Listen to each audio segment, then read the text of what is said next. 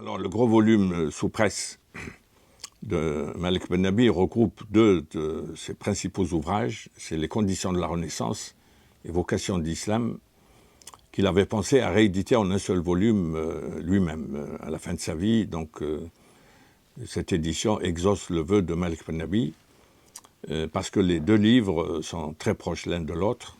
Dans Les conditions de la Renaissance, il étudie surtout les conditions psychologiques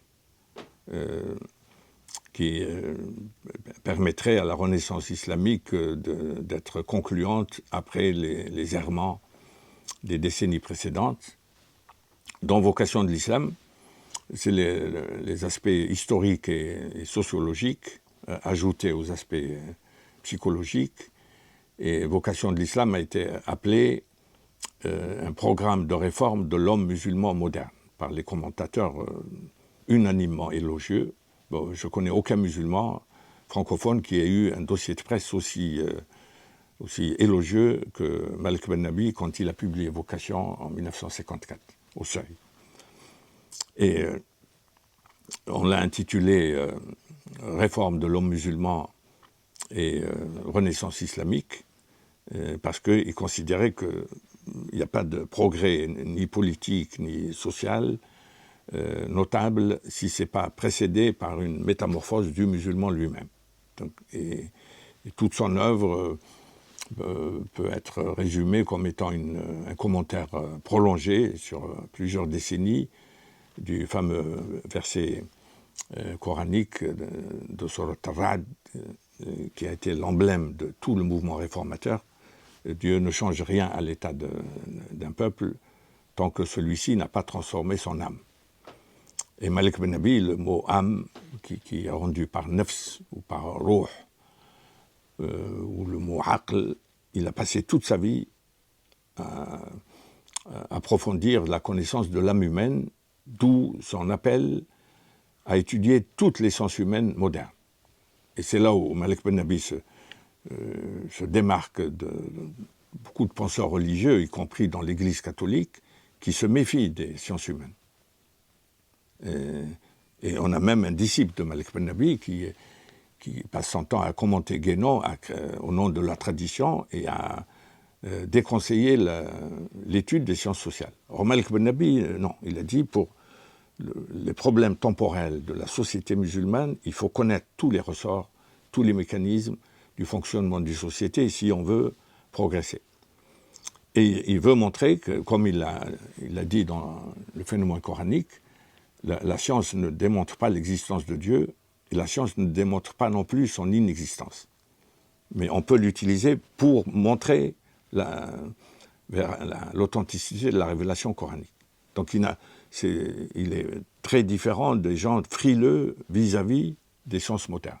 Il a dit l'intelligence humaine est suffisamment dotée et les précédents de la vie intellectuelle musulmane sont suffisamment nombreux pour que le musulman dépasse cette frilosité, pour qu'il prenne à bras-le-corps tout le problème de la civilisation musulmane et en s'appropriant les données incontestables des sciences sociales modernes. Et donc son programme à lui, c'est connaître pour se connaître et se faire connaître. Alors, il dit une société, parce qu'à l'époque il y avait la mode des sciences exactes, des sciences de l'ingénieur, lui-même fait des études d'ingénieur pour céder à la mode de l'époque, mais il a dit pour une société qui ne se connaît pas suffisamment bien, les sciences exactes peuvent constituer un danger. Donc il fallait équilibrer par la connaissance de soi, la connaissance tout court et la connaissance de l'environnement du monde musulman. Et Malik Ben Nabi, c'est quelqu'un qui a écrit dans les années 40. On peut le considérer comme l'homme d'avant-hier, mais c'est l'homme d'aujourd'hui, parce que quelqu'un qui a approfondi les problèmes sans tenir compte des censures et des autocensures liées aux conditions d'opportunité de l'époque, il a été jusqu'au bout de sa démarche, il aboutit à des conclusions qui restent valables, qui résistent à l'épreuve du temps. Et on a beaucoup de de grands intellectuels musulmans qui s'étaient engagés dans des mouvements activistes, mais qui, au vu de l'impasse actuelle, ils disent « essayons Malik Ben Nabi », par référence au désaccord qui a eu lieu au Caire en 1956 entre Malik Ben Nabi et Seyyid Qutb. Seyyid Qutb, ça reste un grand penseur qui a plaidé pour la place de la sensibilité religieuse dans nos sociétés d'aujourd'hui, mais Malik Ben Nabi a une toute autre démarche. C'est une sorte de réforme intellectuelle et morale de l'islam, pour paraphraser Renan. Mais Renan était pertinent quand il a écrit sur la France après la défaite de Sedan.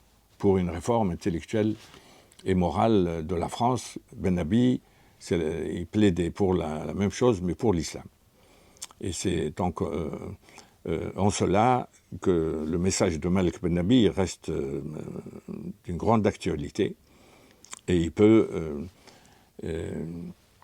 enrichir la bibliothèque des musulmans de France de manière à combler les retards et les déficits éducatifs dont s'accommodent les gens qui veulent représenter les musulmans de France malgré eux et qui sont fâchés avec la vie de l'esprit.